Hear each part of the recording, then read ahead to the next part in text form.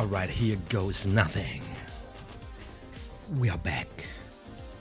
We are back live on MAkE Magic. Ladies and gentlemen, get yourself some playing cards out, please. Because it's playing card time. Are you ready? Are you ready? Dude, I'm hoping everything's working the way it's planned, because that was a tough one. It was a tough one.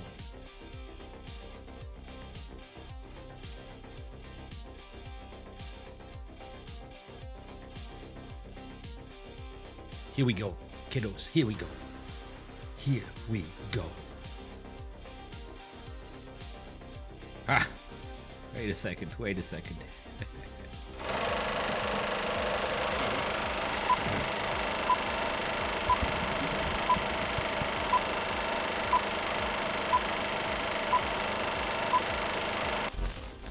OTHMARiUS MAGiC. Like and subscribe. Ciao ragazzi. I haven't been doing this for so long. I don't even know how to do this anymore, I wonder. First things first. Do you princesses hear me loud and clear? Crystal clear, with a nice sound, with a nice tone of my voice, and do we have a little bit of music in the background? That's the first thing I want to know. And of course, is the video quality also of your liking? Because I have been setting it all up from scratch today. I've been here in my studio for, I don't know, 5 hours now, doing all this troubleshooting, getting a live stream via OBS Studio running, because I did reboot my computer, because I was stupid enough to click a link on a phishing mail and then before I was not taking any risks, so I just, you know, I just made a backup, a safety backup, and then I would just you know, nuke the whole machine. Restart from new, so it's a fresh start, so to say. So I had to re-upload all the software and do everything, you know, that grew over the years. My technical competence that grew over the years. I had to just, you know, recap it in a couple of hours for today, and I hope it's working fine. What are you guys saying? You're saying yo, Dallas Taylor's in the house. Dallas, what's up? We got Wit from Wit. Let's go, Mr. Wit from Wit. The witty one is in the house too. Good evening, good afternoon, my magical amigos. Greetings. Whoa, Professor, looking good. That's my new haircut here. This is the summer haircut. You know, very, very short. Crystal clear. It's perfect. Audio quality okay. What's going on with your haircut? Hi guys. And so on and so on. You're in the chat now, folks tuning in. First of all, so sorry, long time no see. But you know, I gave you a couple of warnings at the throughout the year that this is going to, that there would be a little bit of a, I don't know how you say, less output from my side on YouTube, and you know, to be honest, I had a little bit of a bad conscience, because you guys are so awesome and you deserve so much more. And also, of course, the freaking legends who support me on Patreon, them so-called maniacs. Guys, thank you so much. I'm watching you. I see everything you do. You know, I'm having a little bit, kind of a like a little bit of a bad conscience. I want to bring out more stuff. I want to be so much, you know, more active, productive. But it's right now, it is just not possible for several reasons. But I will make it up to you. So before we getting started with today's session, I want to make a huge announcement here, because we are going to do a exclusive patrons only, Maniacs only live jam with a unlisted link. It's going to be kind of the same setting here. We're going to do something quite similar. What we're doing today. However, this is going to be very, very special, because I want you to walk you through my thought process and through my handling of Stranger's Gallery by, wait a second, I'll show you.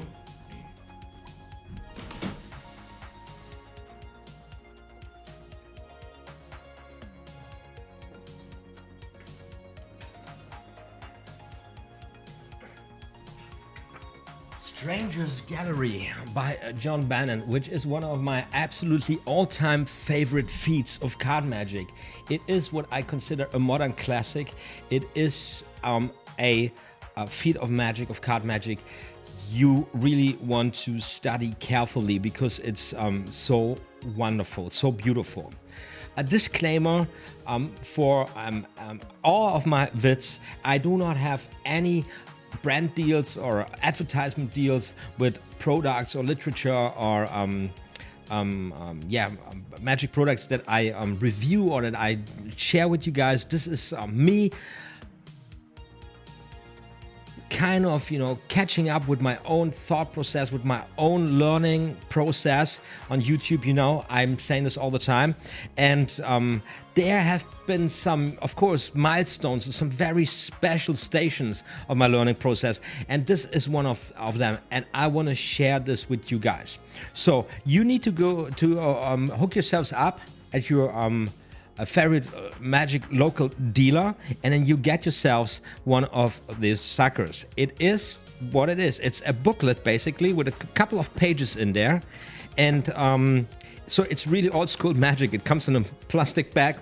I believe you probably even get it on Amazon, but of course you don't want to make Jeff flying to the moon just next month again, and so maybe you consider supporting your local magic dealer, right? With this one, it's not expensive as well.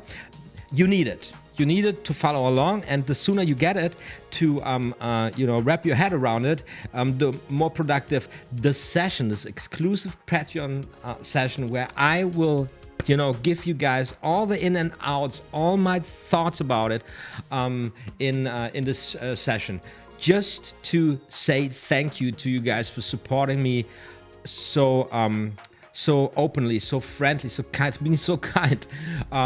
I really, really appreciate it. And I'm telling you that this is going to be an extremely productive session you don't want to miss. And I'm going to I'm going to send the link for the stream when we do it. I don't know, maybe in a month or so, to everybody who ever supported me on Patreon and who will be supporting me then by the time when it goes down. Isn't that fantastic? I think so. So that's now out of the way. John Bannon's Stranger's Gallery. Get yourself one and take a look at it, and then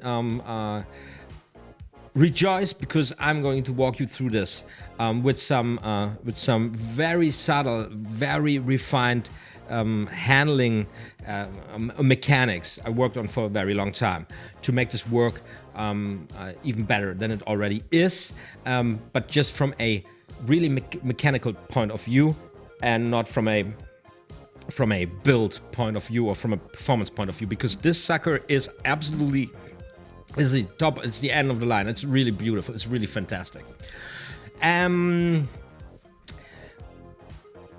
So what you say in the chat, guys? Nuke from orbit is often the only way to be safe. Yeah, right. That's right. That's right. I didn't want to take any chances. So I was pretty sure that my machine was compromised, and so I just nuked it. And then it's also kind of a clean cut, So of course, I got my backup, so I'm just taking from the backup only the material I need, because when you're doing YouTube videos, and you know how it is, when you're working with a computer, really, it takes a couple of months, and then you get all these files everywhere, and who sorts that stuff out? So just put it on a different hard drive, set the whole system up, and then just picking out what I need, and that's how I roll with this one. I'm happy that I managed to get OBS and the streaming situation here back on track. Dallas Taylor writes, yeah, that sounds great. I just got some cards for the effect. I'd love them. I'd love to learn that from you. Wonderful. Real Winston franchise. I just ordered some Bannon stuff, though I get it on next order. Wonderful. Yes, John Bannon is, in my humble opinion, one of the smartest thinkers in magic, and his trick designs, especially in card magic, his trick design is absolutely outstanding, mind-blowing. Such awesome news. Wonderful. I need more magic books. Anyway, this is really like, this is basically just a trick, and it's, I don't know, it's $10 or something, and it's crazy. It's the value for the buck is insane. I don't know how long it's out there. Couple of years, maybe it's from the 90s or something, first published. I don't know. It's not written here. I call it a modern classic. It is absolutely cool.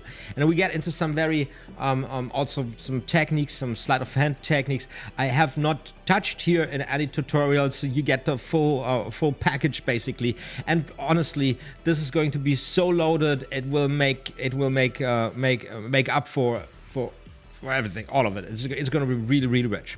Just like today, guys, because today we are going to study another pretty awesome trick, which is in the book Expert Card Techniques. You remember last year we walked through it. Expert Card Technique is a book packed, you know, with information, with tricks, with slides, with absolutely wonderful material to work. And remember, at the end of the sessions last year, I kind of was overwhelmed. I was like, I don't need more. I'm you know, I don't know what I need to sort out all the material that we distracted from the lecture, and we need to put some order in there, and you know, to get at least some of the material working, right? Because that is the end goal, right? At least for the most of us, I would say. And so today we're getting back to Expert Card Technique, and we're going back to a trick that is on page, wait, where is it? I guess some of you guys got the book. Some of you might have prepped already. It is on page 319 following, in a Dover version. It's called Denbury Delusion by Charles Miller. You know, that Charles Miller's influence here going into this book was kind of huge and immense. Now, the great thing about this is that this is a trick that is not only worth studying just, you know, to contemplate on magic, on what is a good trick structure. It is also a trick that is really worth getting at your fingertips, because it is an impromptu trick that can be done with any given deck, anytime basically, and it performed well. Of course, it holds a strong impact on the audience. It's a beautiful trick. But even if you never make it to perform it, studying it's worth it. Now, today's idea is not to be completely transparent how I work something like this. I have this on my list for the longest time. When I first read it, when I first heard about it, I was like, that is absolutely bananas. I need to really go into this one specifically. There is within the trick a specific sleight of hand technique embedded, which is absolutely powerful and which has been popularized with ninja DVDs from the from Illusionist. What's the name of the guy again? I forgot it. You guys gotta hook me up. And he's using a specific technique there, and he kind of performs it in a very different way than it is used here, and the way it is used in this trick is worth talking about, in my humble opinion. And in that context, in that behalf, I will bring in some wisdom of Tamariz MAGiC WAy. This is not the cover. This is just me kissing the book all the time. Which, by the way, is also a lecture you really want to have walked through. It is absolutely beautiful. Also a modern classic in magic. Juan Tamariz the MAGiC WAy. If you still get a copy, get it, because it's absolutely beautiful. So I'm very heavily inspired by this lecture. And a little bit of this is going to be, you know, subconsciously going in there as we proceed, I would say. Now, I want to make this really straightforward. We're going from the text here, and then we're going to translate this into our terms, and then we're going to figure out what are the main stations to really understand, and then trying to figure out some strategies to make this work. Now, usually in magic, or very often in magic, I'm sorry, this is just a running gag, I'm doing this all the time. Very often in magic, we are confronted with the end product, right? So, and this is where we you know, get excited about it. So we see a magician perform some amazing magic. It might be a whole routine or just a trick. It's so good and it's stunning and you don't know how it's done. It is really outstanding magic. You're completely stunned. You have no clue how it's done and you just want to know and you want to be just as awesome in the same way. And then you have to, you know, walk it back, you just figure out how it is, and then you work it, try to crack the code or whatever, or you just go and buy the product when it's available, or you're just lucky to know somebody who shares the secret with you or whatever. But usually it's like, there you are, that's it, and then you try to achieve this goal. But the way to get there, however, is of course a very long and a very different from what you might expect. And there are a lot of similarities and that come along trying to make a trick work for yourself. And understanding what it is that makes a trick for you workable, or what a trick could mean for you, or how you could turn this trick into a feat of magic, and to let all the other things aside that are just a distraction for you, actually, you know, turning or becoming a real great magician. That is kind of the challenge on the way, and where you easily despair, where one easily loses track. And so I was thinking, my channel has anyway developed in a manner that really the focus lies on seriously studying the art form. Why not just doing a session where you actually can watch a magician, or where we together sit down there at the first stage where we say, okay, let's talk about this trick. What is this actually? Before you start working anything, before you start practicing, before you start dreaming about how awesome you will perform this, which is getting to the core principles, to the core structure of the trick, thinking about the meaning of it, and, because that is the first step, for me at least, always.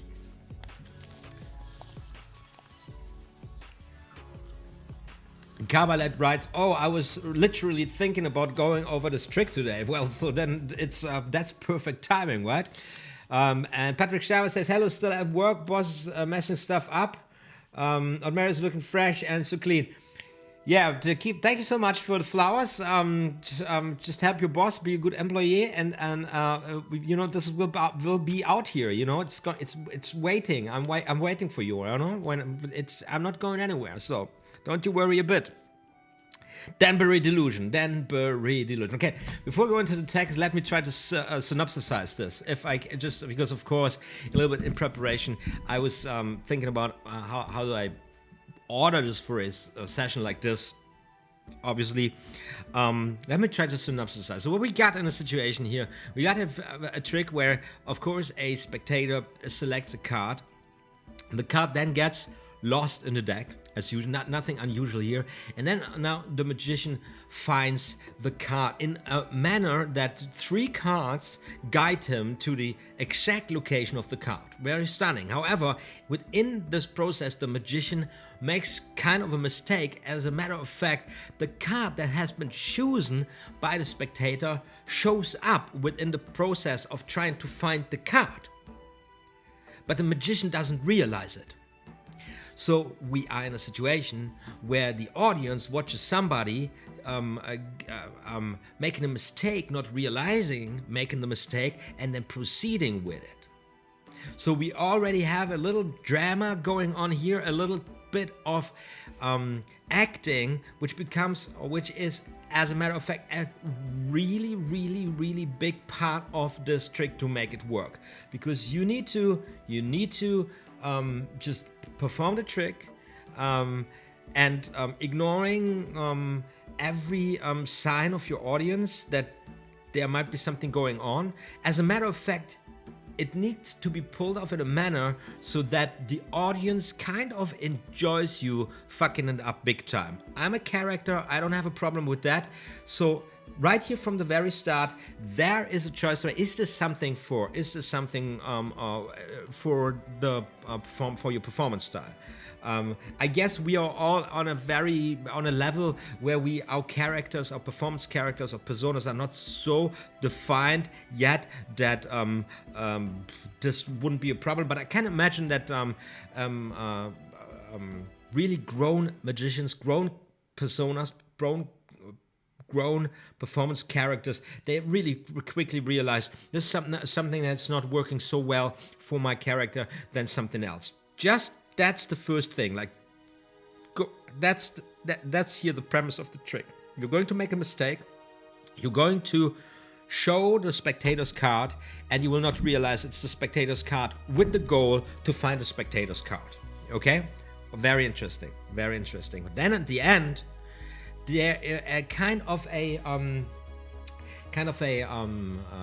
card change happens, because the card that has been a spectator's card now appears at the position where the magician suspects it, and disappears at the same time from the place where it has been seen and has been placed onto the table. You see that what's happening in the mind of the spectator there? The spectator sees the card they selected and follows you along with a certain set of emotions, like pity or something meaner, you know, Schadenfreude. What is the word? Let me look it up. Yeah, I don't have the English term right here, but we live in times of the internet.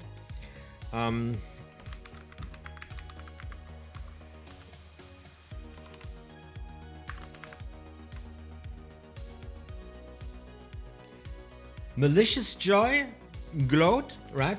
Emotions like that. But then, and this is a good premise right here, you know, there's this contrast between the emotions. So people follow you like this. Maybe they feel sorry for you. Maybe they have malicious emotions, you know, they want you to actually enjoy seeing you fail. And then at the end, these emotions are completely, they're wrong. And there is this, the power of this comes from this shift of emotions. Like now all of a sudden it's you are in the right? So, but visually it's also stunning because they've seen the card going to the table and it disappears there, and all of a sudden it's there. Now, Denbury Delusion, who teach the trick in the book here, Charles Miller trick, they say that usually in the performance, when you come to the climax, people grab to the card and they can't believe it, right? And that's the effect. That's the reaction we are aiming here for. Let me turn the cameras on.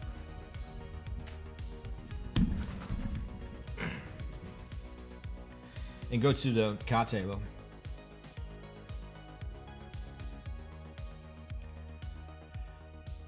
Okay, here we are. Let me give myself a little treat here before I get started here. Today I'm opening a new deck here, the Darren Brown playing cards. Just, you know, because we haven't been doing this for such a long time, and I'm really excited and I really want to enjoy it. So I'm taking these cards out of the cellophane right now, and they have this beautiful sticker here, this red one. Like, I gotta watch a tutorial how to open a deck of cards probably next time. Wonderful. I have no idea what is waiting for me behind the seal. So, looks really nice. Looks really nice. Wonderful. And the smell test. Yes, smells absolutely fantastic. And then we have oh yo, this looks really good. This looks really good. Look, we have the box from the inside is golden. Ooh, what a nice box. Let's look the back design. That is yes, this is absolutely nice. Check it out. Fans very well. No problemas here. And then I see, however, here I need to do a little bit because that wasn't looking great. So let's look at the cards. Everything is custom. The core cards are wonderful. Look at this. Look at the core cards. Wonderful. One, the lady, the queen, and the king. I guess they are all kind of unique. Oh, this is a beautiful deck. This has a very classy touch. This, those cards, and I didn't expect anything else from a kind of Darren Brown deck. This just gives you some kind of, it's like a deck. I remember this. This is how playing cards looked like actually back in the day, right? This is what grandfather played with. This is a really normal, this is an old deck. But then we got this beautiful ace of spades here with 2 ravens, 2 crows. Beautiful. Beautiful. I love it. I love this deck so much. So, and then we got a double backer that is also really nice. And then we got a special card. Playing cards, Darren Brown, Psychological Illusionist, London. The jokers are very nice with the master himself. And then we got an extra ace. Well, this is a power pack deck. This is absolutely fantastic. As usual, I leave everything in there when I start working with the cards, because I want all them cards to, I don't know, break in even. Although also that you guys know by now, I'm not the guy who's really breaking in cards. I just get along with them. Now, this is the deck I'm going to work Denbury Delusion for the first time here with you guys. Now the first thing, of course, is that the spectator picks a card out of the deck. That is a free choice here. So you are absolutely free to go for any technique you want to go for. Now, for me, since I'm doing stuff on camera, on YouTube, especially here in a setting like this, there's always a question how which technique I use, because of course I have a different performance situation with the camera burning. However, in a live performance situation, you will find me, I find myself also. So it's always kind of a balance. Sometimes I do different build different routines for the different settings, and sometimes I just try to take one that works in both ways. And for this here today, I was thinking about a curl control, because I haven't really ever used this and gotten into this. First things first, we have to have a spectator pick a card, and then we have to control that card to the top of the deck, if I'm not mistaken. At least that's how I play it. Let's go to the text. Let's see this. Let me see what they write here. Here's what we got.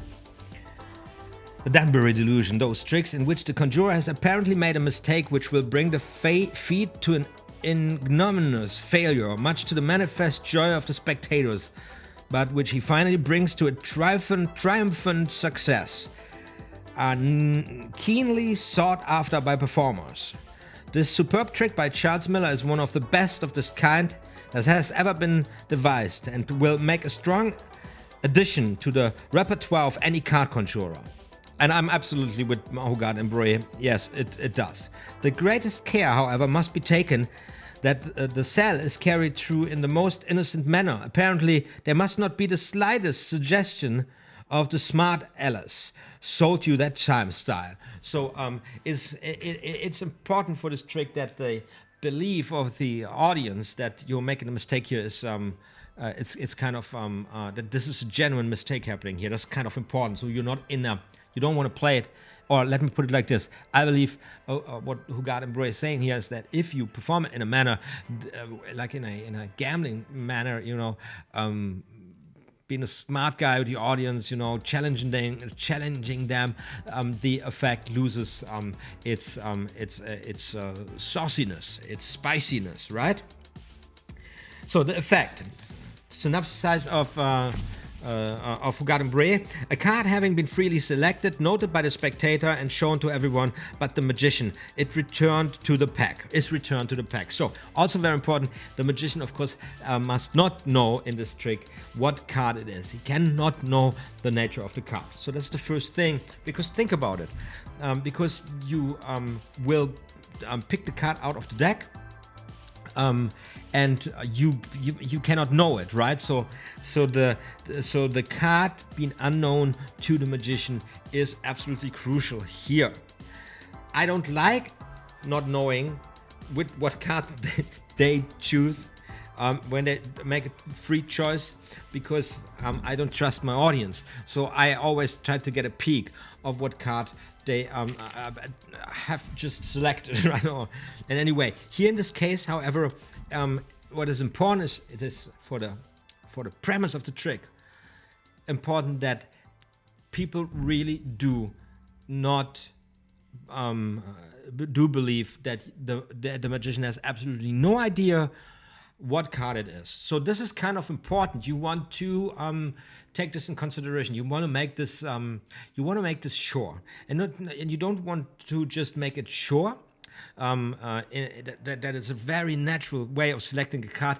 You want to kind of also point it out without pointing it out. That's a classic Juan Tamariz move, if you will, kind of, suggesting something that is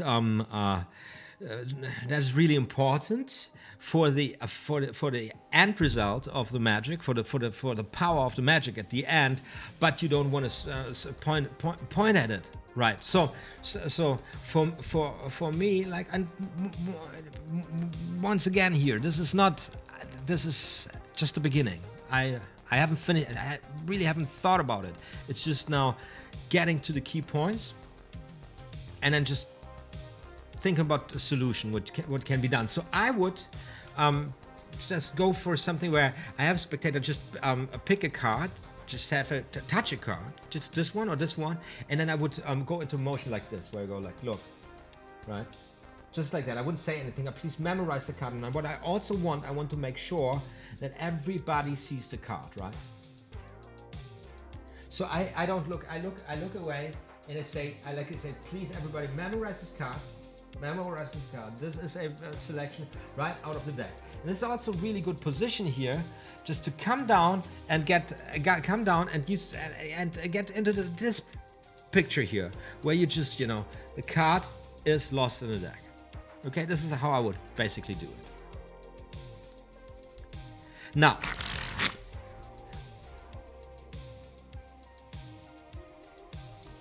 and just when I did this, I found this moment very beautiful when I'm here and I come down here. You have this moment where you don't see. You see? This moment where I can just, easily get my position. Let's take this as a reference for what's happening in the mind of a spectator when he looks up and down, up and down. There is this, blind spot.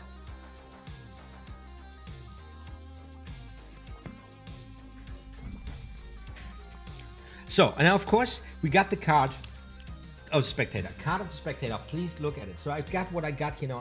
I ensure that everybody notices the card, sees the card. And then I make sure that everybody sees that the card is really, that here, just a mass of cards, and they close in. That's it. And then of course, we shuffle the cards, because shuffling cards in the performance of card magic is just common sense. So, I've established that I have no idea what card is in the game and the card is lost in the deck. This is really important. And now comes the next step of the trick, and that is offering the solution, offering a way of finding the card in this deck now. Getting this impossible situation here, kind of a riddle that's going to be solved. Now, and here comes the moment where basically everything really dirty happens at once, what makes this trick a trick. And there are two options in the book referenced, and I want to go through one, and then I want to show you what I have, what kind of problem I have with it. By the way, I've got the card now. No, I don't have it now on top. I just, this is something wrong. I have it second on top. Ha! So, once again, before I get into the next phase, that is important. It's important, two things. The card is freely selected. The card is not known by the magician. And it is completely lost in the deck. Right? That is what we need to create. And I like to create, and I like to do it, or I suggest this a moment. I have a spectator to pick any card. This one here, wonderful. Take a look. Take a look. I don't even look. Oh no, I don't say it. I don't look. I just look to the side, and then I just show the cards to everybody. And I have a lot of momentum because now, you know, my face is it's aside from the card. That's what I communicate subconsciously. And now when I come back down, my attention goes to the audience, and the audience lies here. So now I have a massive window of opportunity to get my call, right? Doesn't even, to come down to this situation, where people just see a bunch of cards in my hands, and then I close this up. Of course, in one smooth flow of motions. Let me try this. I'm gonna like, okay, please everybody memorize this card. Everybody got a card. Wonderful. Now with the card in the deck, we of course now start shuffling the cards, because shuffling cards in the performance of card magic is just common sense, right? So I shuffle the cards, and let's see if I'm doing it correctly here this time. I guess I got it. I didn't even look at the card. Let's see. Once again, I'm just practicing here. I'm not even sure if I want to do it like this, but I'm just going for this. So I'm having a spectator say stop at any time, or not, just pick one, you know, interaction. I'm coming up, saying like, memorize the card, what we got here. We got the Queen of Diamonds. Let's memorize the card. Communicating, I'm not looking at the card. Going to the people and say, now with the card, I lost it. With the card in the pack, now, of course, it's time to shuffle the cards, because shuffling cards in a performance of card magic is just common sense. Wouldn't you agree? Now, I've got a deck shuffled there. I'm just thinking about, at this point, in a live performance situation, maybe even palming the card, giving the deck to the spectator. I have to shuffle the cards themselves, taking the deck back, and then proceeding. Now I would have created a situation where I have excluded the possibility of me knowing the location, of the magician knowing the location of the card completely. Card is completely lost in the deck, and I'm still in the same pole position. I still got the target card on top of the deck. Just get the idea here. Now, by the way, it is not an all beginner trick, because the sleight of hand operation in the center is not very difficult, but of course you got to practice this, and then we need some second dealing at the end of the trick. Gonna talk about it later. Just that you know, there is some. This is a sleight of hand in it, right? Now we got somebody saying, not Harvey Weinstein says expert in card table book is only $12 at Penguin. That's a good deal. I love Penguin Magic, by the way. Although I'm broadcasting from Germany, living in Germany, I love ordering there because, I don't know, after 50, you know, every order more than $50 they send for free to Germany, which is absolutely bollocks. And they just always make a video where they pack your package, how they pack your package, and it's just awesome. It's just absolutely outstanding customer experience I got with Penguin Magic. I love the guys.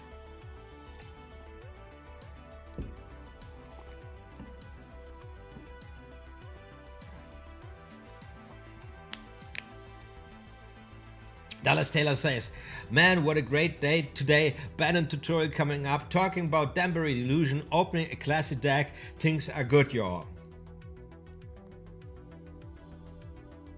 And then now, yeah, this is a I agree. I'm having a good time right now.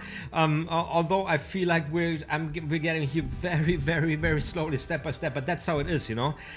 This is if you have a little bit of experiencing getting a trick at your hands, there's really a difference between just, you know, noticing the secret and having unriddled the secret maybe, and then being satisfied and then really going through the process trying to work this out for actually performing it. It's a very different talk.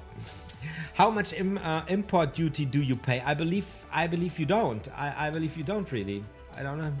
I never really paid, or maybe I was just lucky that they that the how you say, custom service never kept it in. What is it, 20% or something when I keep it in? I don't know how it is with stuff like this. Anyway, back to the topic. Guys, I hope you're having a great time.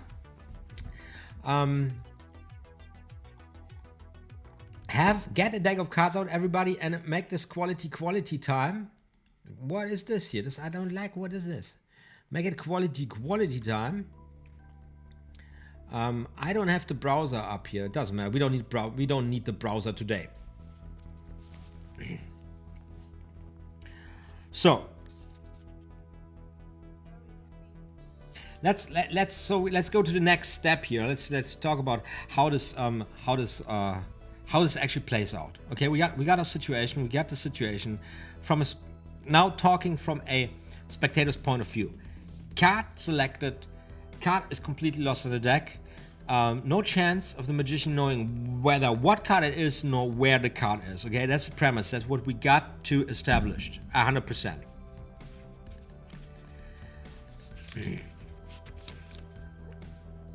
After thoroughly shuffling the cards, the performer announces that by haphazard cut, he will locate 3 cards which will indicate the suit, the value, and the location of the card in the pack. So here comes an impossible claim, saying I'm going to cut into the deck now, and these 3 cards, they will indicate the suit, the value, and the location of the card selected by the audience. We will suppose, for instance, that the chosen card is the 5 of diamonds now, so they say 5 of diamonds now. He cuts the pack and turns the 5 of diamonds face upwards. Apparently quite unaware this is the chosen card, he announces the suit as being the diamonds. He turns the card face down and lays it onto the table. Okay, so that's what happens. The card, we cut to a position, and we say 3 cards now will guide us to the card. They're going to tell us the suit, the value, and the location of the card in the deck. The first card is displayed, and it is the spectator's card, but the magician doesn't recognize it, places it face down onto the table and says, so, okay, we already got the suit of our card. And this happens now 2 more times. Next card is going to be the value, and then the next card is going to be the location. And then the magician deals down the location, the value of the last card, and wonder over wonder, the card of the spectator appears at this position. Let me see if I can pull this off with the strategy I have in mind. Spectator picks any card, right? So with me here, this new deck, very slippery deck, any card. I'm showing the card here to spectator like this. Remember, like this. We got the 4 of spades. I come down, 4 of spades, lost in the deck already at this point. Still we're shuffling the cards because I need to control the card to the top. Now, now I make the claim. I said, what was the claim? I say I'm going to have 1, 2, 3 cards.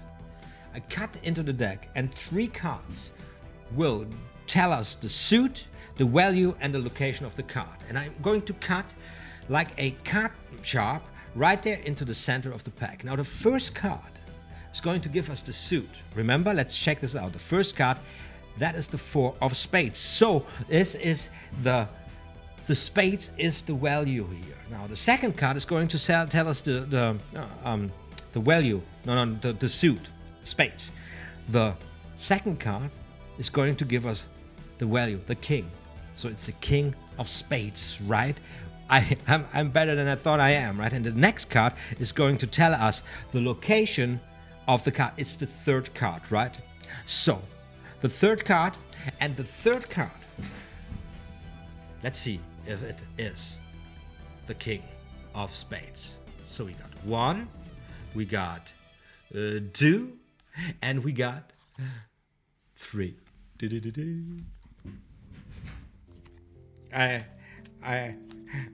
was supposed to be the 4 of spades. I don't know what I did wrong. Okay. Okay, first time, tried to perform this, didn't work. I lost the 4 of spades and I don't know where I did it. Okay, so let me try to show this effect at this point one more time. Card, we got the Ace of Hearts, very nice card. Look the beautiful cards. Ace of Hearts, Ace of Hearts, what the fuck? What a mixture. Shuffling the card.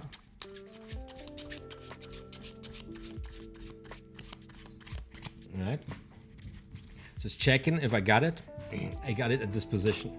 Now I'm making the claim. I say I have 1, 2, 3 cards. 1, 2, 3 cards that are going to tell us now exactly the location of the deck. And I'm going to find those 3 cards by simply cutting right there into the deck. And now, let's see. First card is the suit, and that is the hearts, right? So we got the hearts.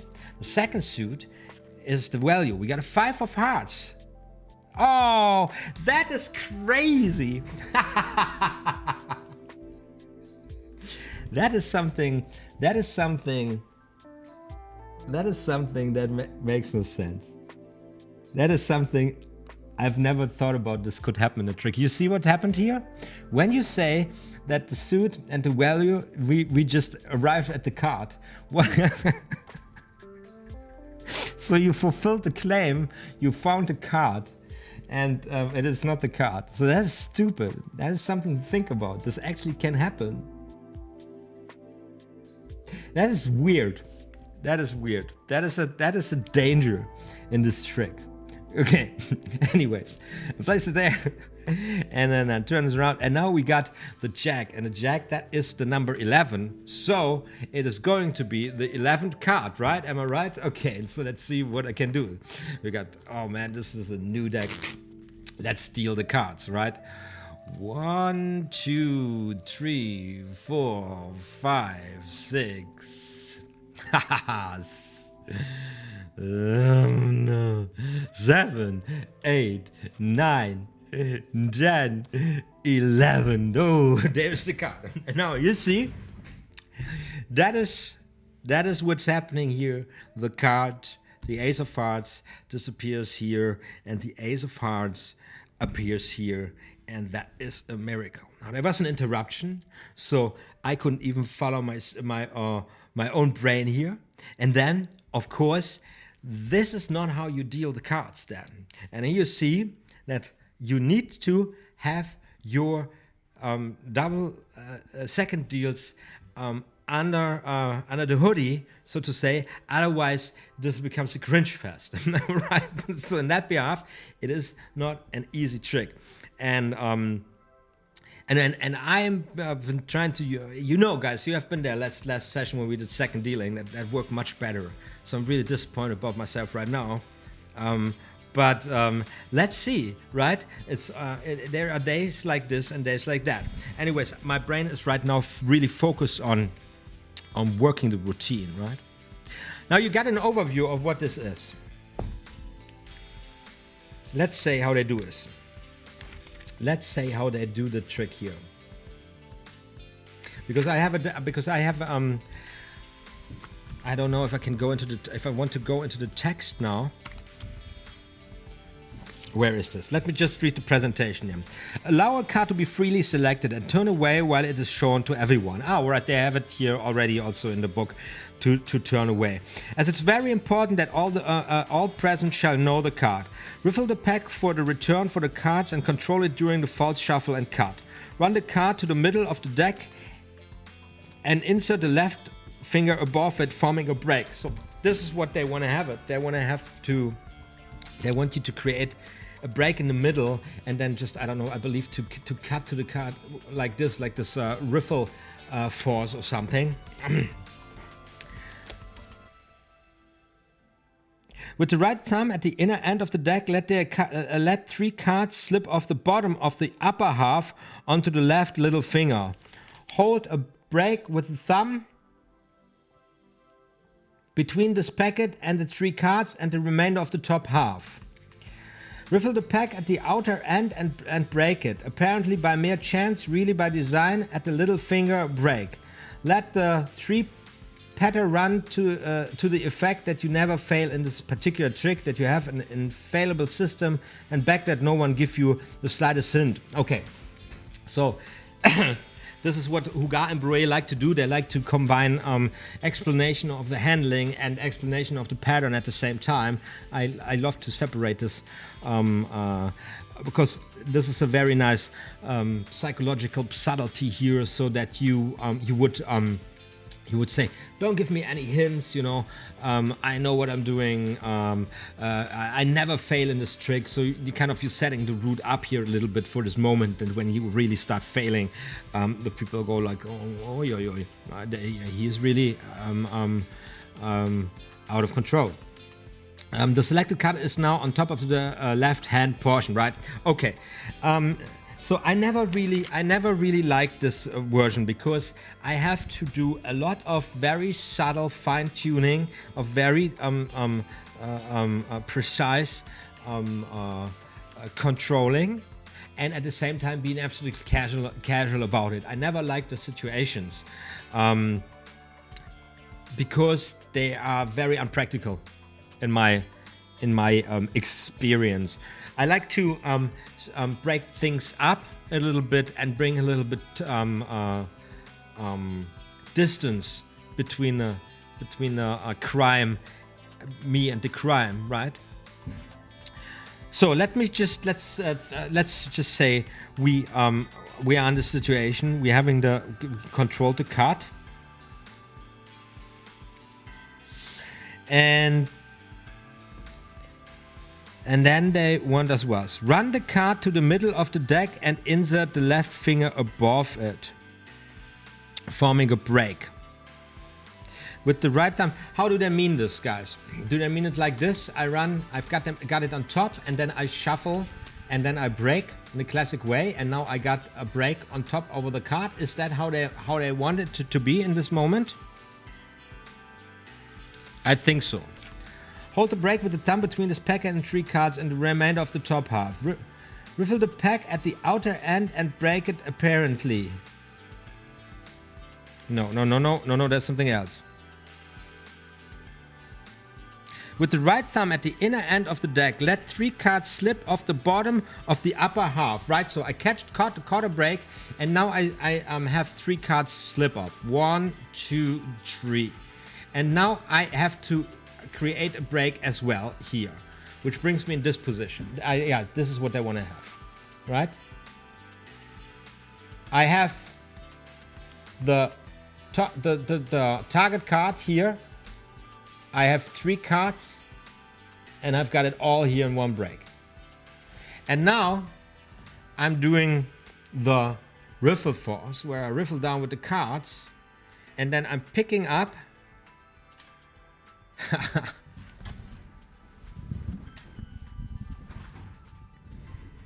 and then I'm picking up at this location, keeping the break here of the 3 cards. And I'm in the pole position to display the selection. And while here's the sneaky move. While I turn this over, I have them 3 cards drop on top of there. Now I have 3 cards loaded on top of the target card. Now I go through this routine. From a spectator's point of view, the target card goes to the table. I do the same motion here with this bullshit thingy. And here comes the next choice we gotta make. We got the target card here in this package, the Ace of Hearts. Place it on top and just say, okay, this is the position, the second position, and then we do some second dealing to the second position. With a brand new deck, it would be 1 and 2, and the target card is there. That is the mechanical walkthrough. Let's just think about it one more time. So I'm in a situation, I have the card control to the top. This is where we are. Now I make the claim, as I shuffle the card once again, that we are now going to find 3 cards out of the deck. one card telling the suit, one card telling the value, and one card telling the location of the deck, right? This is what I do, and this is the time it takes to get into this position without having this ever practiced. Say, okay, let's cut in this deck together. This enables me now to cut into the deck together. Going down, you say stop and cut in there. And then we got our target card in pole position and we got the break here. This is a lot. This is a lot of nasty stuff you do. And when I first read it, I was not satisfied. I wasn't satisfied with it. I thought that is too much of a hassle. What if we break this into two parts? And that is actually getting the 3 cards at the bottom and then cutting the deck in a manner. I got them at the bottom, which is much easier, right? Catching them at the bottom instead of catching them in the middle while holding a break. Am I correct? So, also I'm doing this at a super innocent position. I go very innocent and I say 1, 2, 3 cards we take. 1, 2, 3 cards we take. 1, 2, 3 cards we take. You can, when you talk with the people, you go back, you just get your 3 cards at the bottom, the break. Hold this, you can shift this, talk with the people. It's super, super innocent. And then you say like, I'm going to cut now the card with intuition and then I'm using the swivel cut. Which works. All the time, you know, I'm using this false cut all the time. Look at it, tell me it doesn't look as if, it doesn't matter even because, you know, the cards are completely shuffled so the people don't care. They take it from the center. There is no, I'm not hiding anything here. So I would say just we catch break at the bottom and then we swivel cut to the top. And then we got the same situation. Now, of course, it's a different card here.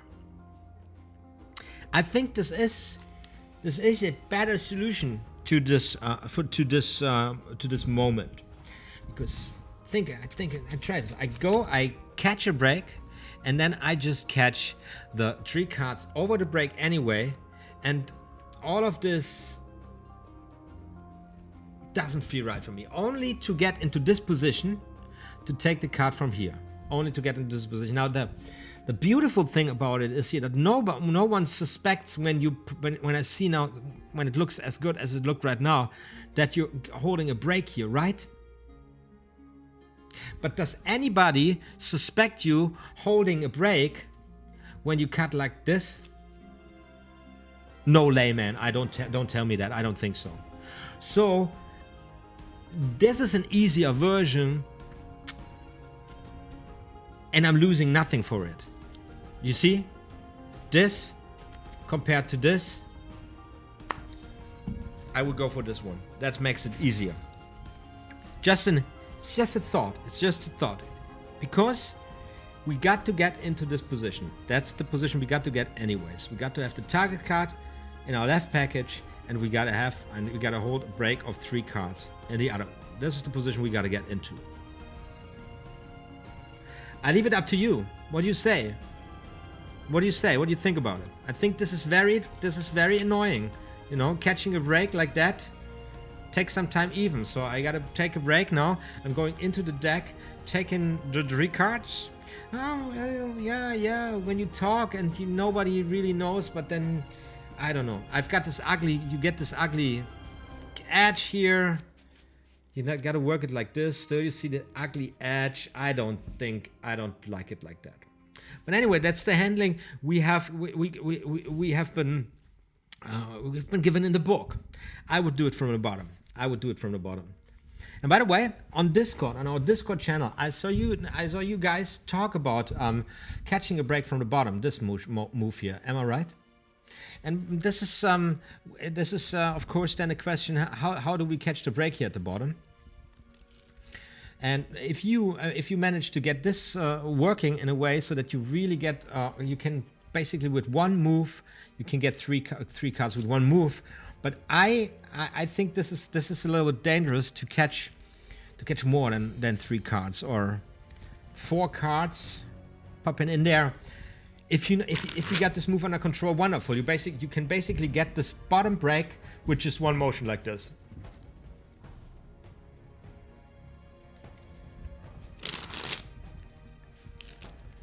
And I would cover this. I would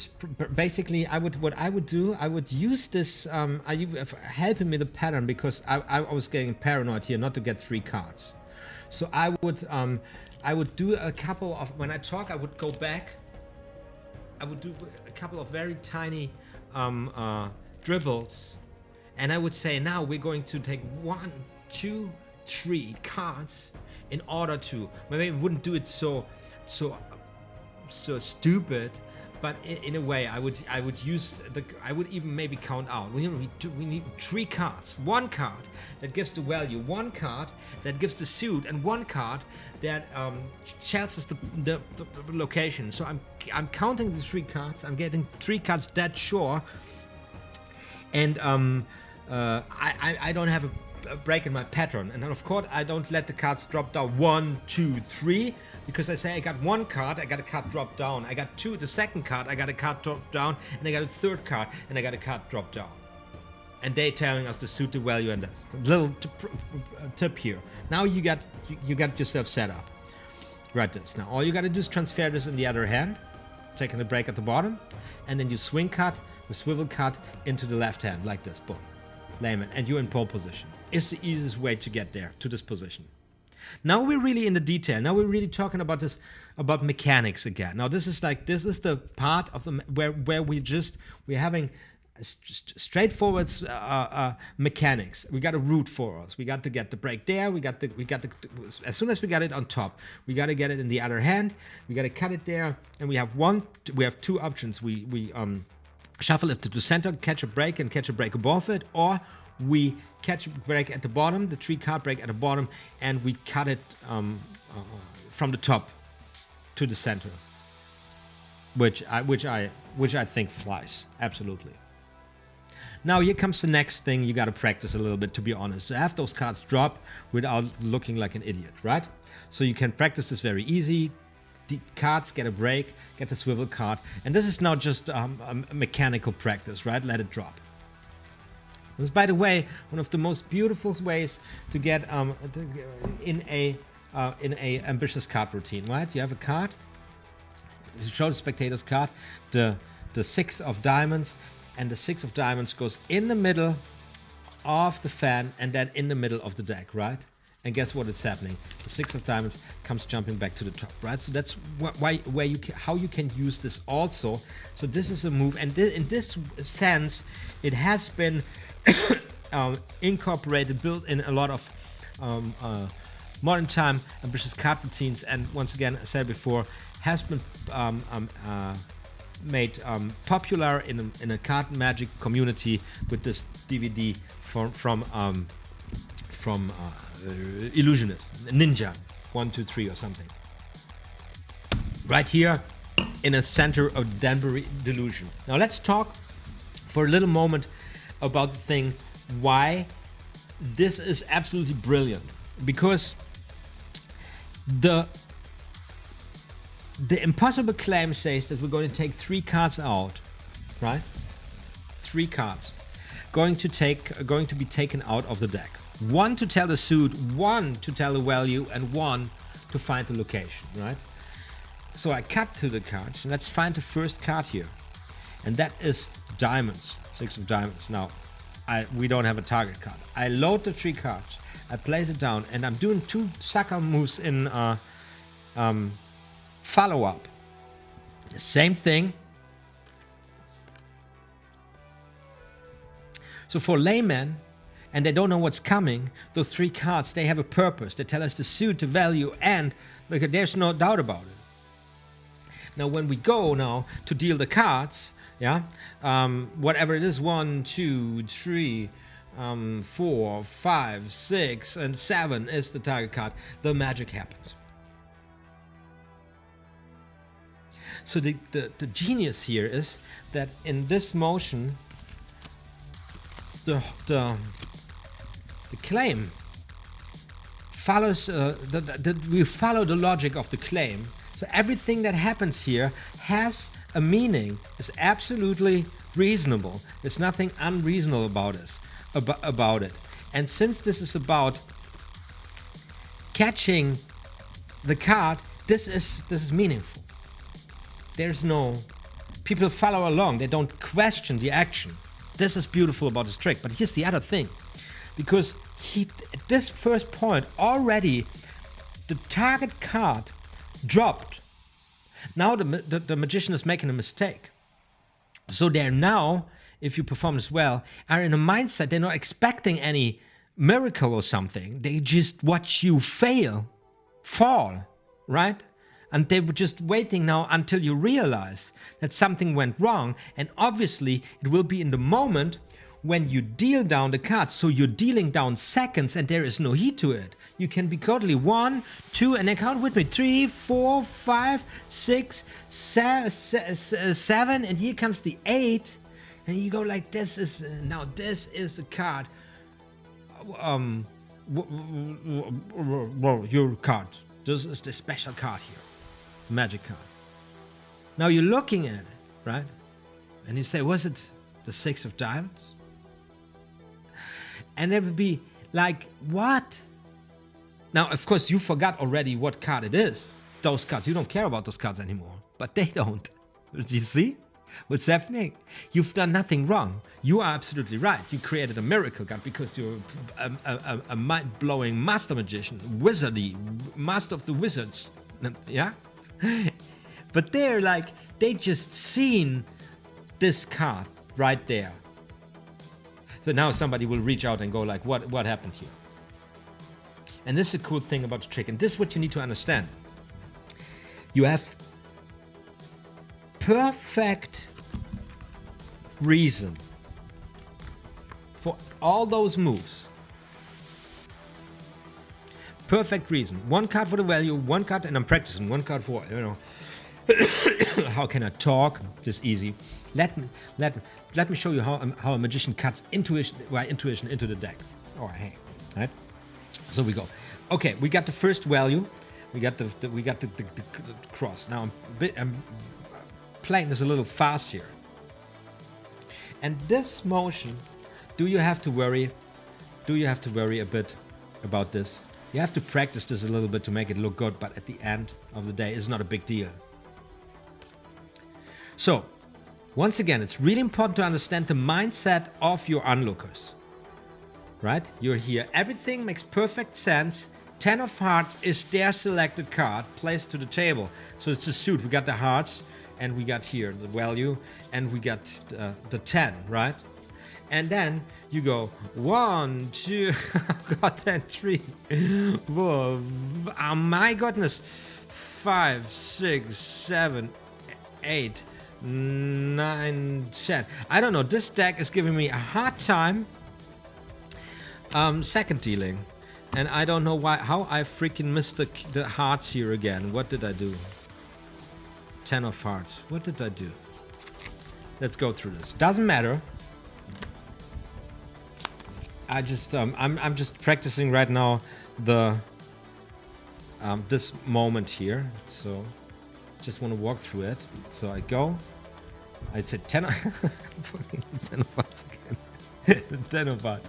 That's the selection. The 10 of hearts goes to the table. You don't care about the mistake. We got a 5 of spades, right? 7 of spades, right? 7 of spades. So we deal down 7. Let's deal down 7. 1, 2, 3, 4, 5, 6, 7. 7 card. Can it be? Was it the 10 of hearts? Was it your card? Ooh, right? Once again, I repeat it. They see the card here. The card being a pin here is a miracle. From here today, they think they watch you lose. So you are dealing seconds with no heat at all, because they're not expecting it. What they are expecting is that if you are looking at the card, you are going to be in trouble. Maybe they're even wondering, what is he gonna say? How is he gonna react? Does he start to cry? Yeah, this loser. Bang, in their face. It's such a wonderful trick. Such a wonderful trick.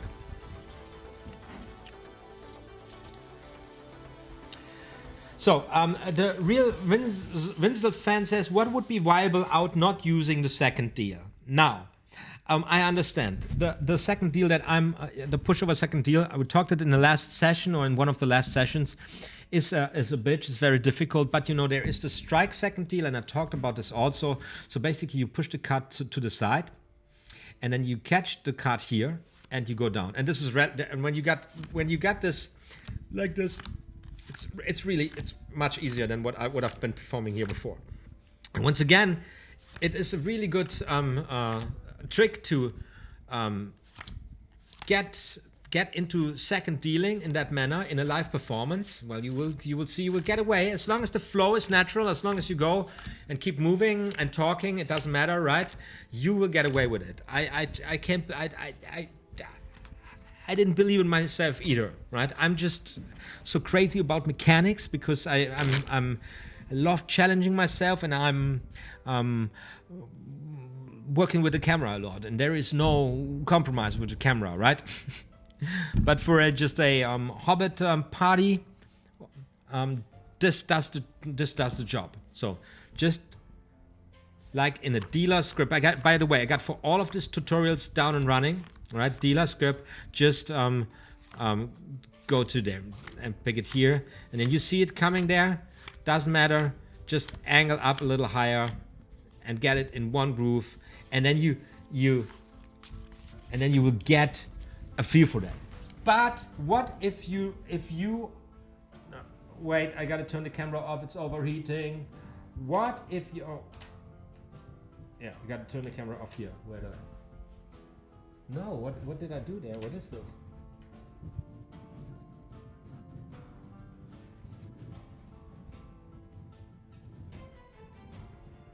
Wait a second, guys.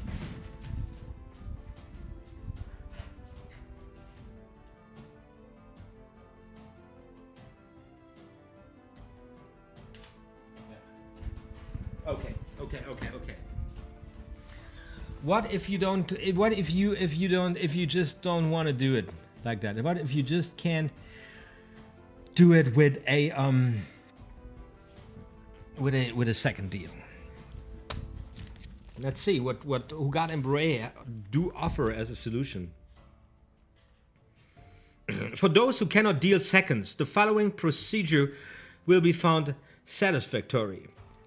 When the third card is turned face upwards, do not immediately mention its significance. Simply lay it down face upwards. Cut the pack, bringing the chosen card to the top, and quietly run the required number of cards on it as you remark. Let's see. The first card was a diamond. That means your card was a diamond. The second a 4. Your card was therefore a 4. The third card, oh yes, a 6. Or whatever its value may be. The card tells where the chosen card will be found in the deck. In this way, you have the card set before you tell why the third card was placed on the table. It is a fact that after the chosen card has apparently been placed on the table, the audience is so satisfied the trick will fail that the shuffle passes quite unnoticed. So we're in a situation, right? Let's do it. We got the 4 of spades on top of the deck. 4 of spades on top of the deck. Now I can't show you this because the camera is good again.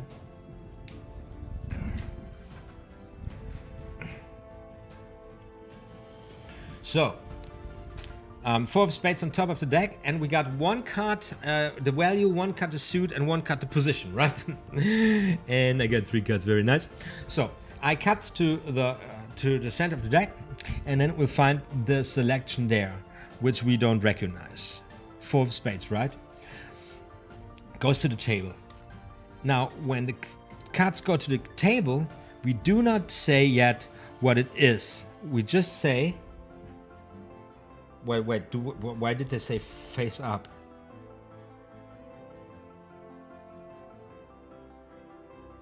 Okay, when it's turned face upwards. So the significance. Or do we turn them around even when we put them on the table, or do we? Yeah, I know they have to be face down. I'm sorry. It's getting late here. So the third card goes down, and then it is a jack. It would be now 11 cards, and then you say you go now and you would deal down 11 cards. 1, 2, 3, 4, 5, 6, 7, 11 in jog, and then catch a break and cut the cards to the top. This is what you would do. While you explain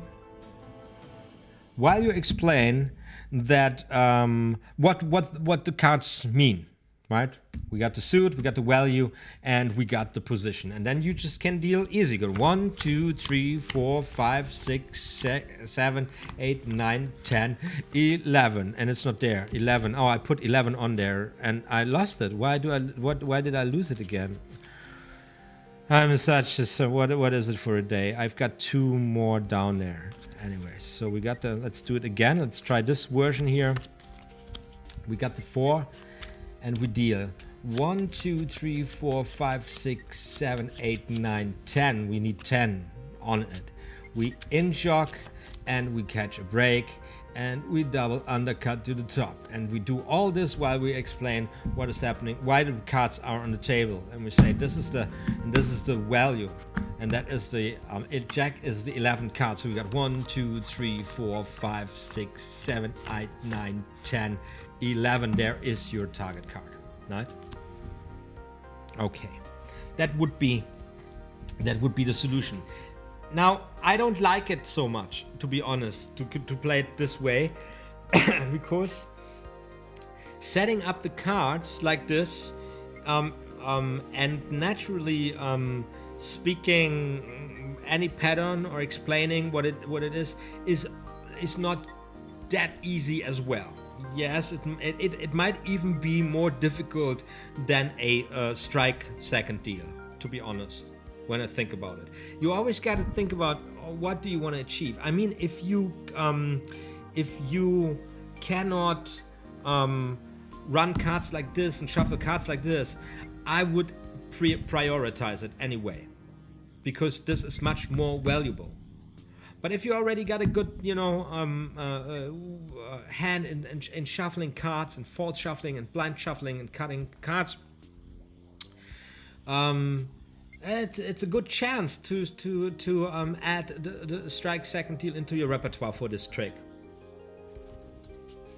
But I still want to think about it. Let's see, the first card was a diamond. That means your card was on a diamond. Chat cards. In this way, you have when the third card is turned face upwards, do not immediately mention the significance. Simply lay it down face upwards.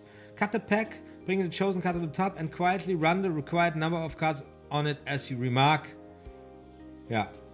And when they say run on it, they make it much easier. They would all what they say is you would immediately undercut. So that's what they would do. They would say, they would go, you would explain, and for example, I'm such a retard. I have a hard time counting and speaking.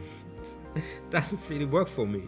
So you would deal 10 cards down, or maybe you would just go for 1, 2, 3, 4, 5 and say something, and 1, 2, 3, 4, 5 and say something, and then just undercut it, something like this. Casual. Position is 11 card. 1, 2, 3, 4, 5, 6, 7, 8, 9, 10, 11. And I failed even doing it like that. And then one too much. By the way, when you practice like that, when you practice magic, it's really, really important to go through the routine like this and really sort out the stations. You can figure out where you can make the mistakes. And then, believe it or not, there still will be situations in live performance situations where something goes wrong and you just don't know why.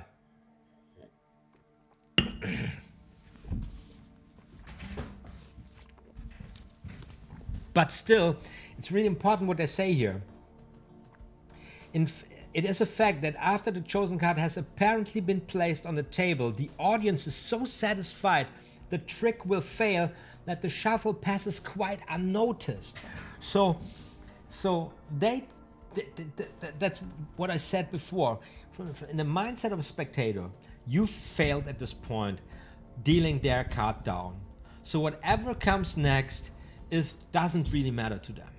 So whether you're dealing the cards or not dealing the cards, you've done the job.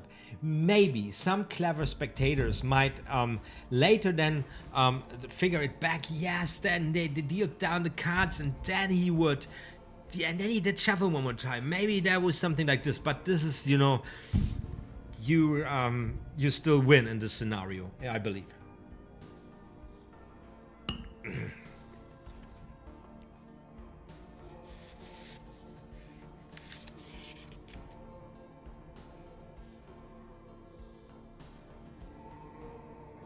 They even have another, I see just right here, another alternative of catching the break, but I'm not going to go into this.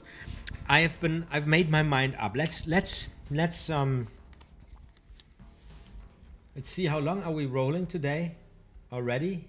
Live streaming for 1 hour and 20 minutes. Are you having a great time, everybody? How are you doing? I'm a little bit exhausted already, as you might can tell, because I've been setting the whole stream thing up like today all day long. So and this is like kind of also a lot of material already. I guess I just I grab another glass of water, and then we recap the whole thing, and I want you to ask now some questions. If you have any questions regarding to the trick, if you want me to clarify one or another thing, but whatever is on your mind, feel free to share it now. I'll be back in a second. You can read what is going, what you write.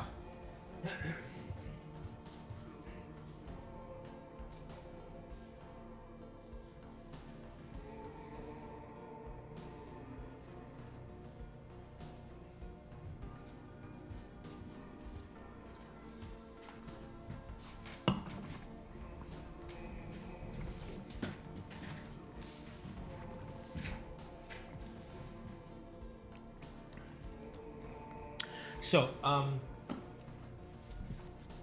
MAGiC WAy, Tamariz, right?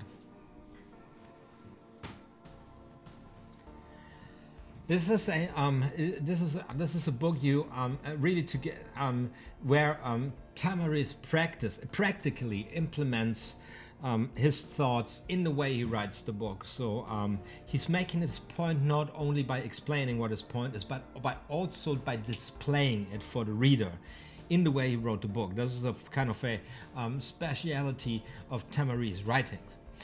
It's very beautiful and very lovely. Now I'm believe it or not, but I'm an academic, and I've studied for quite some time to analyze structure of text and argument. I really like to come to the pure structure, to the core of the argument. I'm really aggressive with thesis. By the way, I really like to make a strong case for something, and to see, does it hold, or where can you attack it. Now, in MAGiC, we work a little different, because we are really working with the psychology of human perception.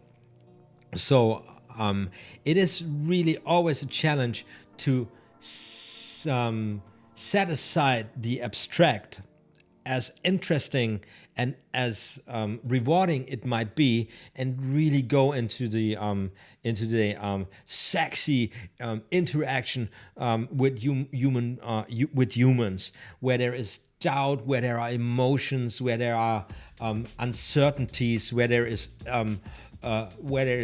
logic really lacking. and people believing they know exactly what they saw and they know exactly what is going on, even if they have no freaking single clue, and everything they perceived was something constructed that was fed to them with the goal to completely deceive their perception and to manipulate their reality. So there is these two sides of it. It's the way people simply are, they're in their psychology, in their emotions, how they receive the world on a daily basis. And there is all this intellectual, all this knowledge we have been gathering for centuries now about how we function and how we manipulate others in order to achieve our goals. And all of this is part of it. And in Tamariz writing, you get a good dose of how the human mind works, perceiving or following a magic trick. And he's using an old metaphor used by in ancient Greece, especially Plato.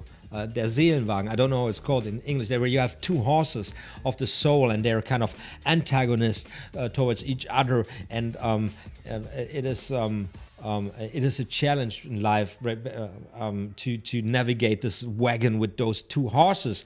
And Tamariz is using this metaphor for the perception of reality, down to the point where somebody's watching a magic trick, because there's always this fundamental premise that there is a situation of challenge and that there is a moment of doubt, so that people always they try to rationalize what they experience. So it might be very subconsciously happening, but there's always a part of the brain in alarm, trying to riddle the quest, to figure out what is happening, and to track down the trickery, so to say. And in order to perform great magic, you kind of need to dismantle this critical rationality by simply offering solutions that might be actually very well the case of how it could be done, and but then proving them wrong along the way of the performance, so to say. Now, it's this very special approach in magic. I am not 100% with Tamariz because but that would go much too deep into there, and I would be crazy to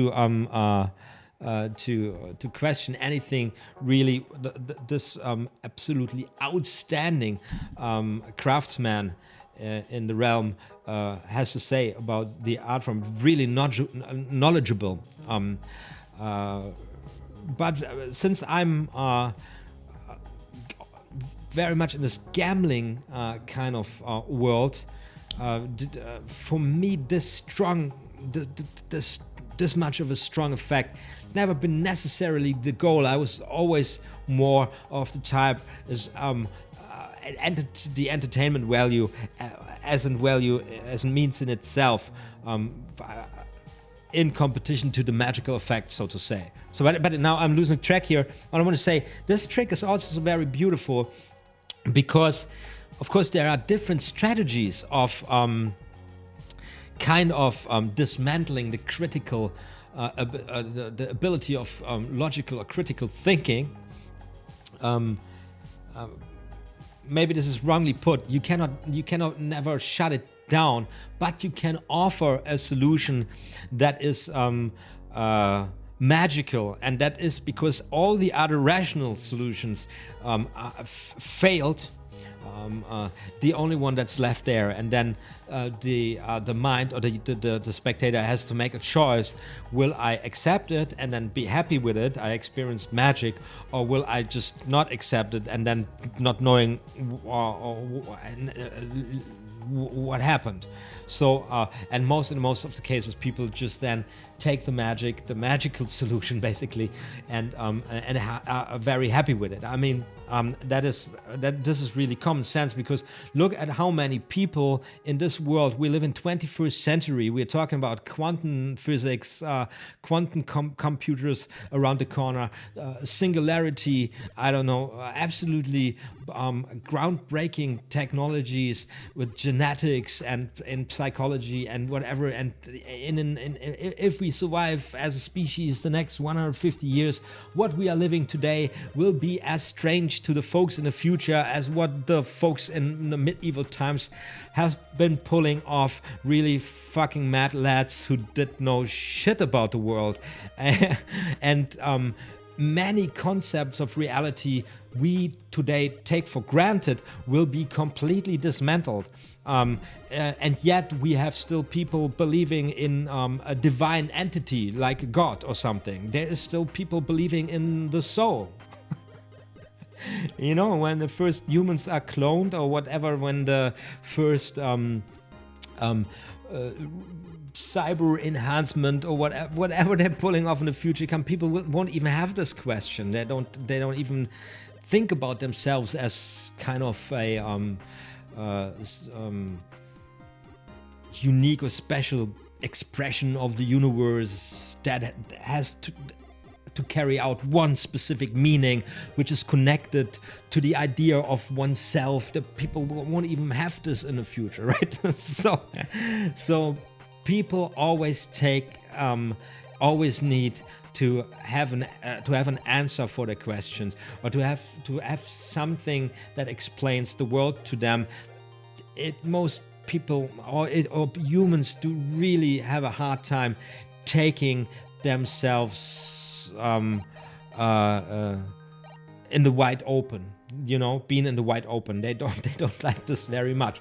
So they will believe in miracles, and even if it's only that because it's the only option they got out there, the only solution they got out there. That's a keyword, a conspiracy theory, right? When you have people really breaking very complex patterns of reality into very simple shapes and forms and narratives to just explain the world, which is absolutely terrifying, right, to them. The same is true for magic. So when you design and craft a trick, and you do craft it well and design it well, at the end, the question how it is done should not be primarily asked anymore. It was a good experience, something that has been extremely challenging to the mind, and that has been also a lot of fun. That's also for me a fun in the widest sense, like something that has been worth taking part of. And of course, the shift or change of emotions are always taking a very important role within the whole story. Without us experience emotions, you know, what kind of world would this be? So we have a trick here where people think somebody is failing in something very essential, and at the end, there has been really the magic happening. And the freaky thing about it is that from a spectator's point of view, how do I say this? Let me put it from a magician's point of view. The badassery here is that because they think it's a mistake, you are off the grid, you are off the hook, you are not operating in a heated situation, because they are so full of themselves, because they believe they got your ass bastard. Because they just don't expect objects to travel from one place where they are definitely located magically to another place. And this is what we just do in this trick, and this is why I love this so much, right? This is so much more than just using a technique for a direct effect. Like, look, I put the card in the center of the deck, woo, it comes jumping to the top of the deck. That is a nice effect, of course, we know, but magic can be much more when it tells a story and when it gets your audience involved emotionally, and when the emotions the onlookers experience are themselves not be taken for granted anymore. You know, it's the point when they realize that they can't trust you at all because you're such a devil in disguise. You're operating on such a level that they can't trust you anymore, because you make them challenge their own capacity of grasping reality in a proper manner. That is when you invite them to trust you, to have a good time. And that is when you become the honest liar. That is when you become an entertainer who entertains with deception. And that's the toughest challenge. And this is, in the essence, embedded in this trick. And that's why I like it so much. And now I'm going to look what you guys wrote in the chat after I asked you a question 5 hours ago or something. When calling out 3 cards, what do you think of calling the first card as a suit and the second card as the type of card, picture or number? Once again, that way you avoid the potential problem of matching the value and suit. Okay, I get you. Right, this is a problem that needs to be solved, because this is a shitty situation, because this is really a trap. When this happens, the whole plot kind of, I felt it emotionally myself. I was like, there, what the fuck am I doing now? It doesn't make sense anymore. You know? That's really where you, this is so stupid, because where you really fail, when calling out 3 cards, what do you think of calling the first card as a suit and the second card as a type of card, picture or number? Yes. Yeah. Well, that's a nice solution. Yeah, yes, absolutely. Problem solved. Thank you so much, Dallas Teller. Did you get this, guys? So what we had, I said I had a Jack of Hearts, and then I said it's the suit. Right, and then I said, I mean, this is stupid. It could happen with everybody. And the next card it says the value. So if you have hearts here, you will always end up with the same card. So you just say this card decides whether it is a core card or a number card. Problem solved. Wonderful. Thank you so much. Whit von Witt says, could you probably do it any way you want, Dallas, as long as the third card is the placement? Also, okay, guys, now you discuss. I'll read this. Also, I just bought MAGiC WAy last night. Another coincidence. Dallas Taylor, you are well, right? Yeah, but then enjoy the lecture. It is absolutely beautiful. It is absolutely beautiful. And the ambitious card in the book, and also the oil and water, which I'm just started studying, because this is also one of these effects that is oil and water is just so magical when you think about it.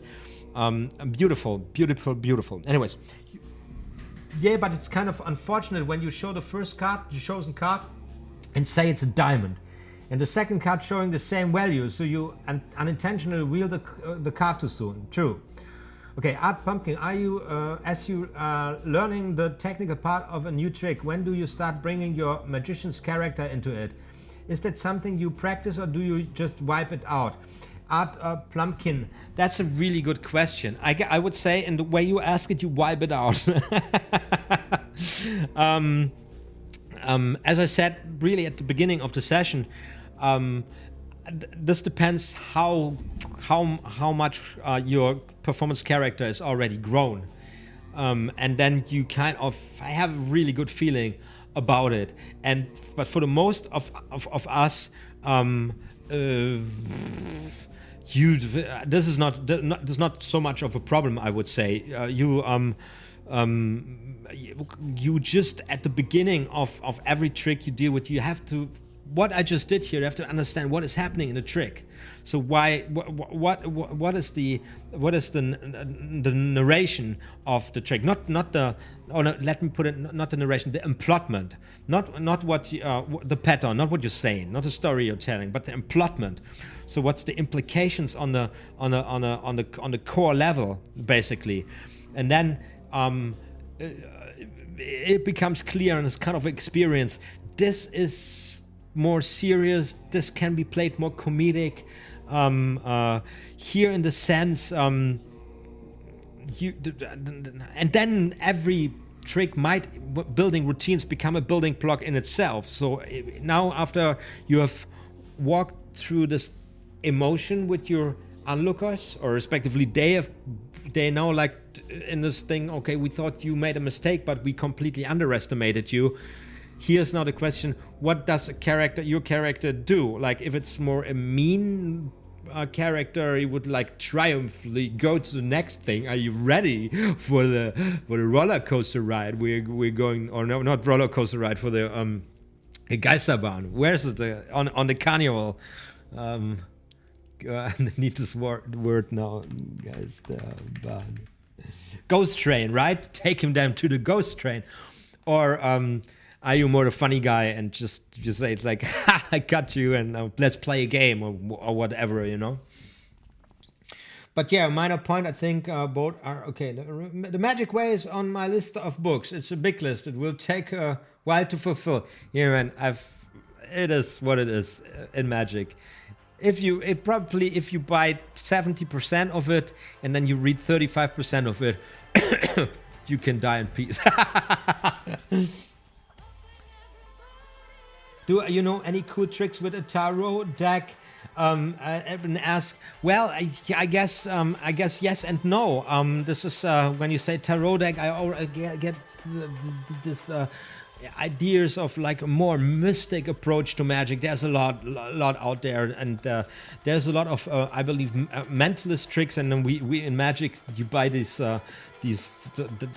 decks where you have a circle or this geometric objects, and you can use those tricks or transfer them to tarot cards very easily, I believe. Yeah, this is a super awesome. It's not my piece of cake. I wish it was, because I love this spooky, musical approach to it. So you can do great work with it, but you must be careful, because as soon as you pull these cards out, there's a lot of people really believing in supernatural, right? By the way, I'm a child of the Enlightenment. I'm a philosophical materialist. I don't believe I don't believe in spiritual entities or whatsoever. Not at all. Not a single piece. I believe in spiritualism. I believe that people, that human psychology can experience, go to extreme lengths in experiencing reality. But you know, I don't believe in ghosts, ghouls, angels, demons, and spirits and so on. But there's a lot of people that do, and as soon as you go into this direction, you need to be aware about that. You have people that really believe in this, and they're very fast coming to this very sensitive line between performing, between a magician as in the sense of a performing artist for entertaining reasons, and a fraud, right? You know.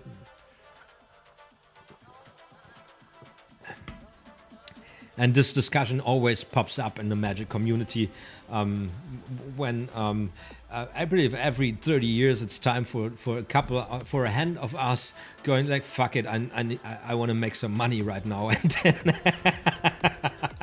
they're telling everybody they got supernatural powers. Last one who did it really big in the 80s, Uri Geller, telling everybody he actually got this kinetic powers, selling books like crazy, and TV appearances showing up and so on, and talking to aliens and stuff. I mean, it's all not new if you look in the books of in the history of magic. This conflict goes a long way, right?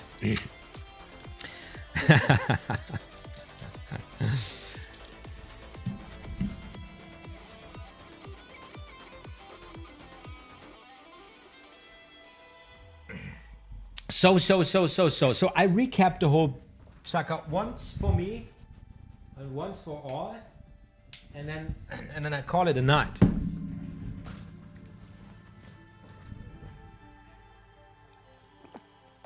No, I don't think he does this anymore. He has kind of, he had a kind of his coming out or something, and he was with the amazing Randy, who kind of made a living debunking those guys, and they translated to the 90s before then entertainment magic and kind of thrilling magic, horror magic with David Blaine and Chris Angel became a thing. Although David Blaine also managed to establish himself as a decent card worker, as a matter of fact, a really well card worker, and also Darren Brown came from cards and then moved into this I call it psycho magic, mentalism,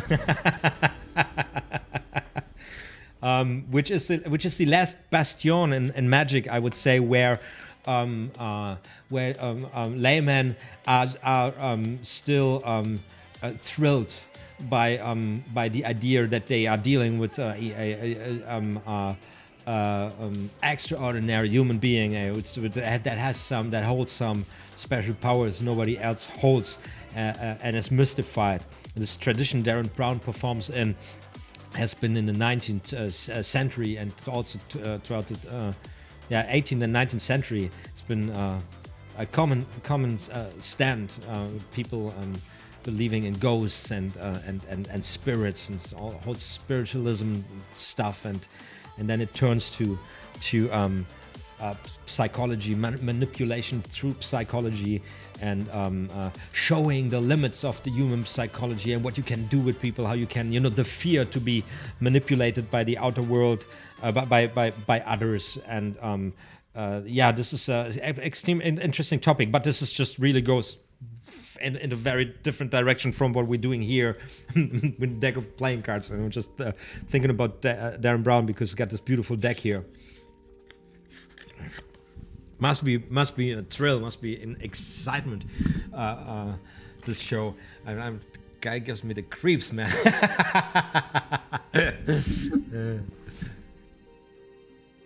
Because if you reach my level of understanding the art form, I know so much that I don't know, right? So it's when I go to the magic show, it's always like I always end brain dead. I hardly can enjoy it. It's like, oh my god.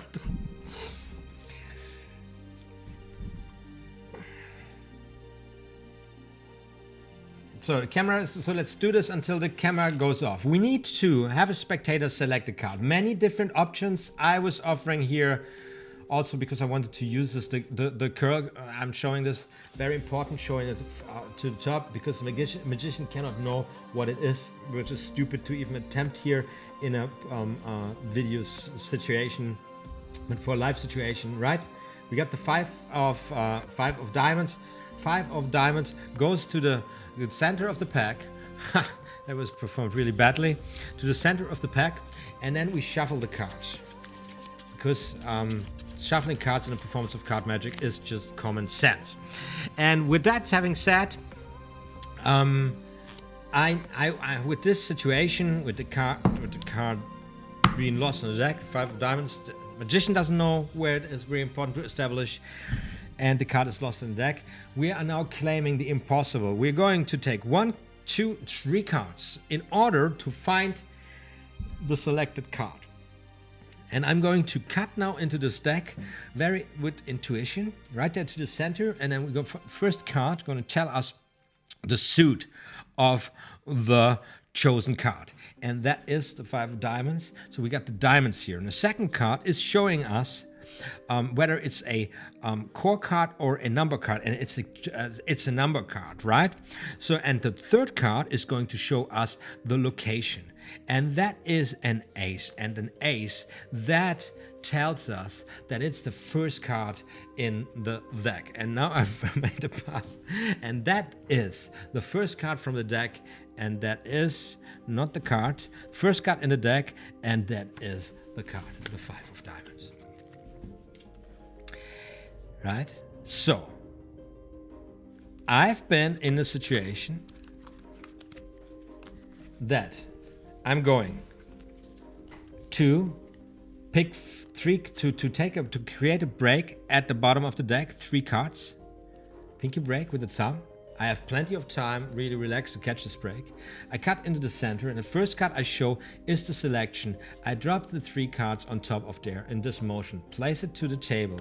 I go through the routine with the cards, and now I'm having the selection here on my left hand on the top.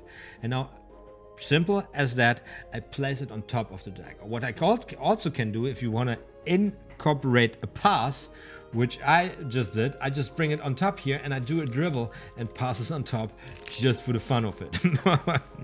Dribble pass. Anyways, we got the location at number 2, and so we second deal here, and I'm doing the push over second deal. And if you want to study this with me, I've did a live session. You will find this on my channel page.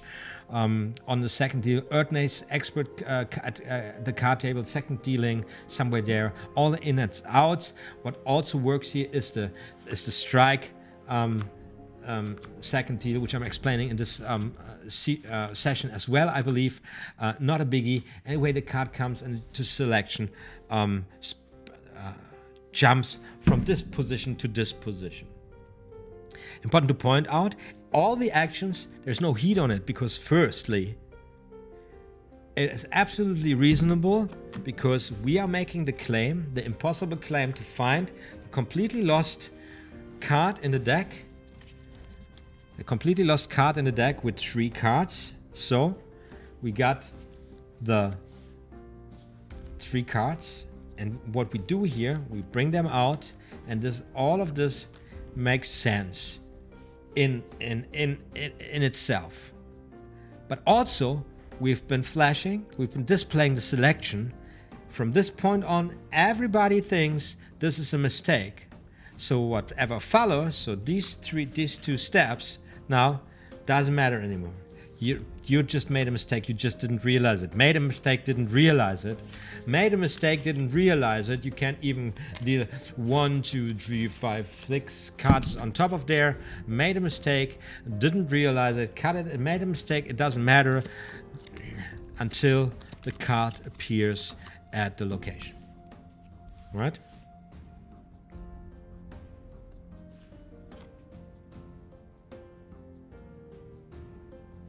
Very important. This is what OTHMARiUS say, that throughout this whole setting, it must be performed very well so that the people really buy it. They really need to buy that you make a mistake there. And I believe this is something you can only do, or you can only learn by experience when you go out to perform this trick, right? 10 of spades we got, goes down here. 10 of spades, I don't care about 10 of spades, goes down here. And then second deal. So, the techniques I've been using here, just to sum this up. The ace is no second deal, yeah, brain. Simple in-hand spread. Display the card. Curl the card to the bottom. Close it in, you got it at the bottom. Overhand shuffle, running the last bunch of cards, controlling the target card to the top. Cutting the break, cutting a bottom pinky break. Swivel cut. Then this Charles Miller move, display of the selection, drop 3 on top of there. Sucker moves, same motion, nothing happens. Target card goes to the top. And then second deal, I've been trying to push over second deal, but those Darren Brown cards giving me a hard time today. Gotta work those suckers. Here we go, 9 of hearts, bang, bang, bang, bang, bang. That is the Denbury Delusion. I said everything I can say about it at the moment. Even too much. I believe I said too much, maybe. I don't know. I had a blast of the time. I opened a beautiful deck of cards. Smells fantastic. Now you, I don't know what we're going to do, or to be honest, in the next live session here, but we will do this exclusive, OTHMAriUS exclusive live session on Stranger's Gallery by Jean Bannon. And I hope I find the time to shoot the tutorials I wanted to shoot, and I kept promising all the time. But there is a lot of material coming. I'm just overloaded with a lot of work and a lot of stuff happening around me in my life, in my world. But you know that. Wonderful, my beloved, fantastic friends and lovers of the art form of staging tricks and illusion with playing cards. You got a couple of minutes to say goodbye to each other, and then 1 hour and 45 minutes, it's time to say goodbye again.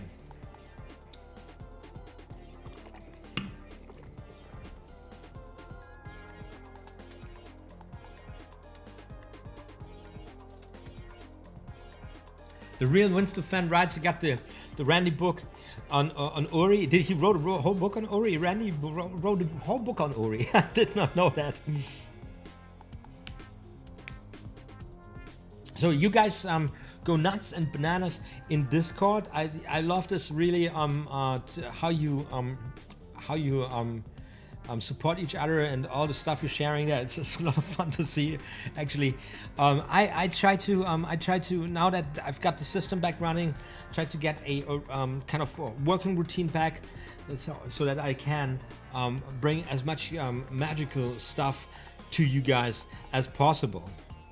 Thank you so much, everybody. We got currently 8 folks watching. I wrap it up here.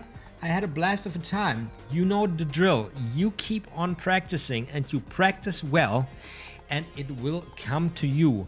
In the meantime, you can rest assured more magical stuff is going to be uploaded very, very soon on this freaking channel, because I'm OTHMAriUS, and this is just what I do. Take care now, everybody.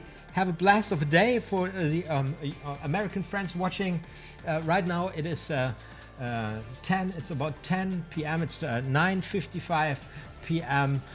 Berlin UTC +2. So it's time for me to crack up the good night cold one and then go to bed. Talk to you soon, you lovely peeps. Take care now. Bye bye. OTHMAriUS MAGiC.